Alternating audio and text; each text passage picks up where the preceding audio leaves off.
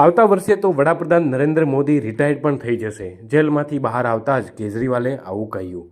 દિલ્હીના મુખ્યમંત્રી અને આમ આદમી પાર્ટીના વડા અરવિંદ કેજરીવાલને 50 દિવસની કસ્ટડી બાદ શુક્રવારે વચગાળાના જામીન મળ્યા હતા। સુપ્રીમ કોર્ટે અરવિંદ કેજરીવાલને 1 જૂન સુધી વચગાળાના જામીન આપ્યા છે। ત્યારબાદ કેજરીવાલને 2 જૂને આત્મસમર્પણ કરવું પડશે। દિલ્હીના મુખ્યમંત્રી શુક્રવારે સાંજે જ તિહાર જેલમાંથી બહાર આવ્યા હતા અને હાલ તેમણે પ્રેસ કોન્ફરન્સ કરી હતી। દિલ્હીના મુખ્યમંત્રી કેજરીવાલને ભાજપને પૂછ્યું હતું કે તમારા વડાપ્રધાન કોણ હશે? તમે વિચારતા હશો કે નરેન્દ્ર મોદી વડાપ્રધાન બનશે, પરંતુ ના। આવતા વર્ષે મોદી 75 વર્ષના થઈ ગયા છે અને વડાપ્રધાન નરેન્દ્ર મોદીએ ખુદ ભાજપની અંદર એક નિયમ બનાવ્યો હતો કે 75 વર્ષની વયે તેઓ નિવૃત્ત થઈ જશે।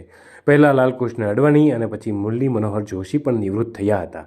કેજરીવાલે કહ્યું કે આવી સ્થિતિમાં જો ભાજપની સરકાર બને તો ગૃહમંત્રી અમિત શાહ દેશના વડાપ્રધાન બની શકે છે।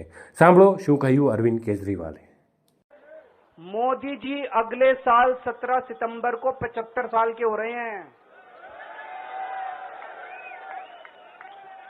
बीजेपी के अंदर मोदी जी ने 2014 में मोदी जी ने खुद ने रूल बनाया था कि बीजेपी के अंदर जो भी 75 साल का होगा उसको रिटायर कर दिया जाएगा। सबसे पहले आडवाणी जी को रिटायर किया गया, उसके बाद मुरली मनोहर जोशी जी को रिटायर किया गया, फिर सुमित्रा महाजन को रिटायर किया गया, फिर यशवंत सिन्हा को रिटायर किया गया। अब मोदी जी अगले साल 17 सितंबर को रिटायर होने वाले हैं।